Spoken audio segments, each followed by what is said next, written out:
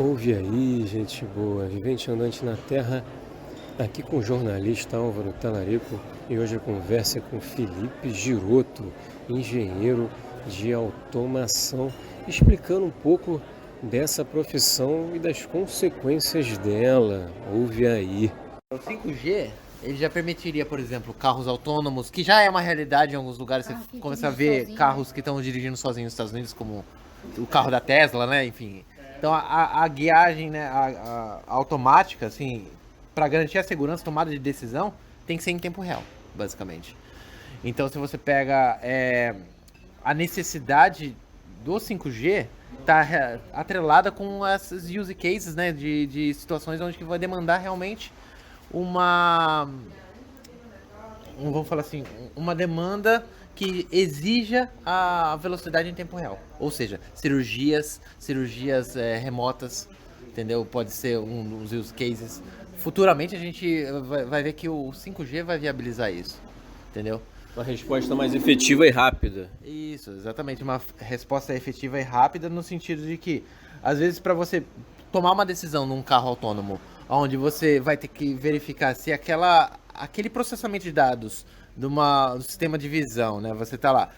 Hoje, o ser humano, ele utiliza a sua visão para tomar uma decisão, juntamente com o seu raciocínio, o cérebro, para tomar a decisão se você deve ir para a direita ou para a esquerda ou continuar reto. E visando o quê? Vários parâmetros que tem questão de segurança, né? E a tomada de decisão sempre vai prevalecer o que causa para gente a segurança da pessoa, né? Ou seja, se você pega assim uma situação onde uma máquina tem que tomar uma decisão humana, como que ela vai gerir essa decisão? Então, assim, Hudson, né? Foi um exemplo. exato, decisões humanas, né? Ainda assim tem que prevalecer o quê? O bem-estar da pessoa, do que está envolvendo ali. Vai ter um risco de alguma fatalidade envolvendo pessoas. Qual que é a melhor decisão a ser tomada? Então essa decisão, o cérebro humano consegue processar informações em tempo real, né? Agora, um tráfego de informação dentro do 4G, ele tem uma latência, chama-se de latência, né, que é o tempo de resposta de processamento de dados. O 4G ele não permite que você consiga fazer esse tipo de transação rápida. O 5G ele é tão rápido que ele é praticamente considerado em tempo real. É o que vai viabilizar esse tipo de algoritmo de tomada de decisão surtir efeitos em tempo real. Ou seja, carros autônomos, cirurgia de tempo remoto, por exemplo, você ter máquinas que são guiadas remotamente por um cirurgião. Como fazer isso se a máquina tem que reagir no tempo real que alguma pessoa remotamente no outro lado do mundo está comandando aquele equipamento, né? Então, ou seja, estamos trabalhando nessa tecnologia que vai criar base, alicerce, para que esses tipos de aplicações sejam realidades, entendeu? Isso, basicamente a gente acaba tendo essa proporcionalidade. A gente tem uma resposta rápida, porém o alcance do 5G ele é mais curto, comparado com outros tipos de transmissão de dados. Então, o que na prática infere?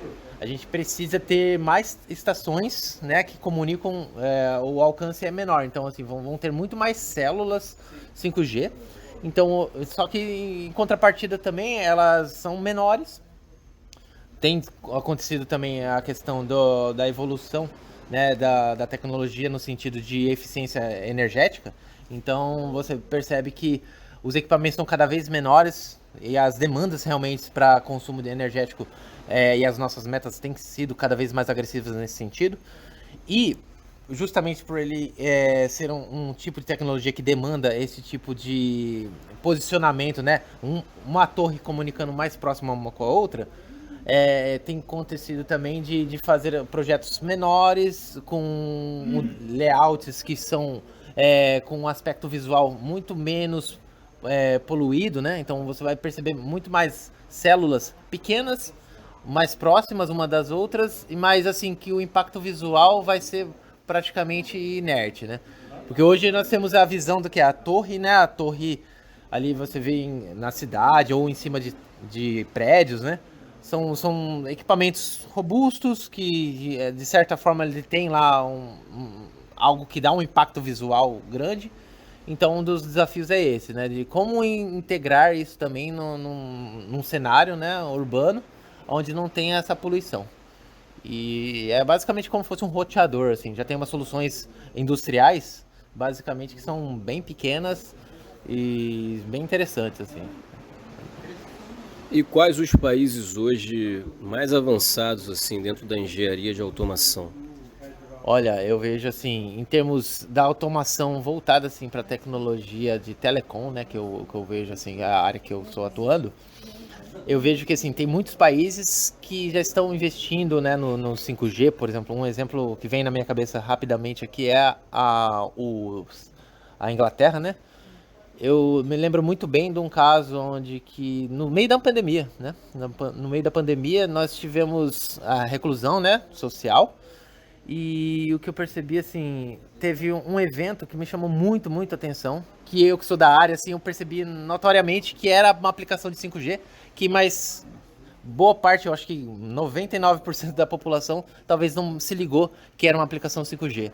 O Rolling Stones, eles estavam de maneira remota, cada um na sua casa, né, por causa da pandemia, pela idade deles também, né? Enfim, mas teve um evento se eu não me engano, é da BBC, onde eles fizeram um show remoto, cada um tocando da sua casa e fazendo um show transmitido em tempo real no YouTube, numa plataforma aí de streaming, o mundo inteiro assistindo e cada um tocando no seu canto. Eu diria assim, eu que também sou músico, né, sei o que a música também é um ponto que onde a gente não consegue, com as tecnologias precessoras do 5G, não era possível fazer tocar música, né, em sincronismo, né, instrumentos em lugares diferentes. Agora imagina isso acontecendo em tempo real. Então assim, quando eu olhei aquela cena ali, eu falei, mas como isso é possível? Aí logicamente eu já pensei, putz, esse daqui é uma aplicação do 5G. E aí já veio na minha cabeça os principais clientes da Ericsson mesmo, que é a Vodafone, que já era uma das operadoras que já estava investindo no 5G lá nos primórdios, lá, isso em meados de 2020. E aí, então, foi o primeiro use case que eu vi, assim, na prática do 5G funcionando com um benefício, vamos falar assim, social, né? Muito bacana. E essa visão aí, que alguns até comentam como piada, de que a automação seria mais uma tomação aí de empregos, como é que você vê sendo um engenheiro de automação? Então, eu vejo que realmente é uma situação que existe uma resistência, eu acho que é natural do ser humano. O ser humano ele tem lá os seus receios, né, relacionado a uma nova tecnologia. Então é óbvio que as pessoas vão se sentir em algum primeiro momento até ameaçada pela questão da automação, porque sim, ela vem para mudar, né, a relação que a gente tem com o trabalho, né? O trabalho se torna cada vez mais demanda cada vez mais precisão no que nós estamos fazendo, a qualidade, a velocidade. Então, todos esses fatores fazem com que as pessoas percebam, num primeiro momento, que o trabalho delas está sendo desnecessário ou substituído por uma tecnologia.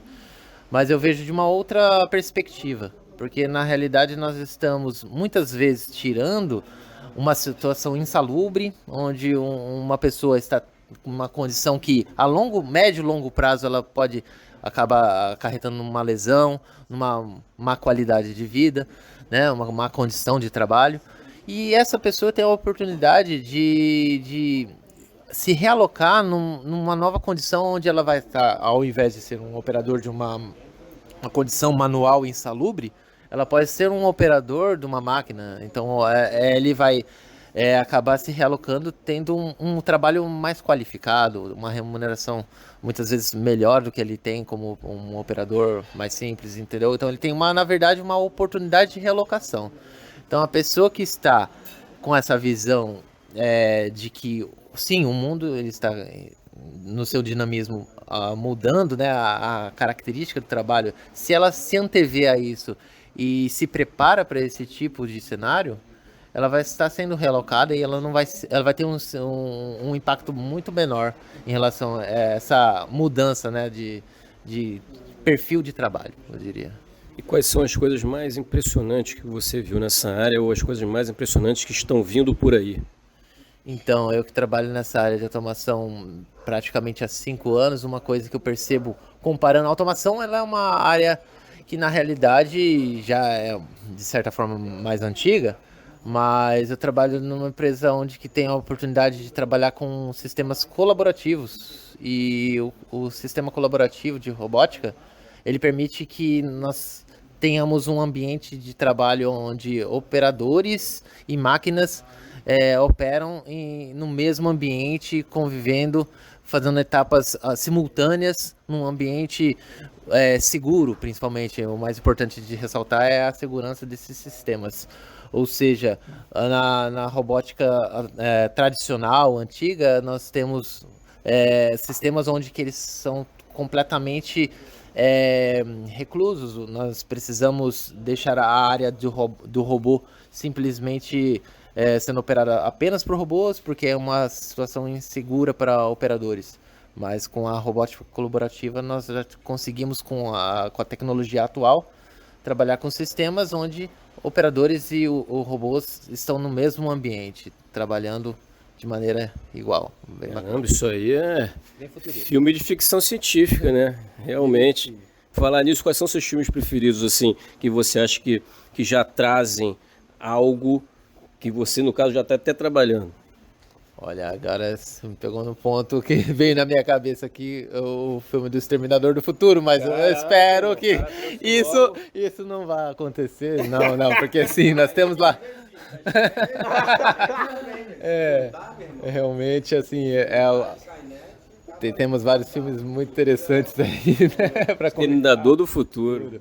Pô, mas assim, a gente que está na frente da programação, sabemos que nós temos os nossos limites, então a inteligência artificial, nós temos bastante evolução nessa linha, né, que chama de machine learning, que são o aprendizado de máquina em tempo real, então elas estão aprendendo a tomada de decisão, né, por si só, mas isso também tem toda uma ética de decisões aí que creio que a gente consiga deixar a ficção somente no âmbito de ficção mesmo. Nossa, tomara. Gratidão, Felipe. Obrigado.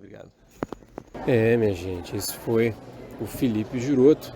Esse podcast foi gravado numa pousada na Ilha Grande, isso mesmo.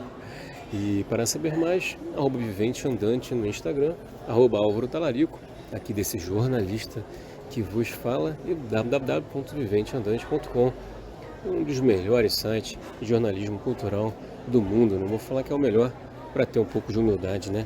Que é sempre bom. Até a próxima, vamos que vamos.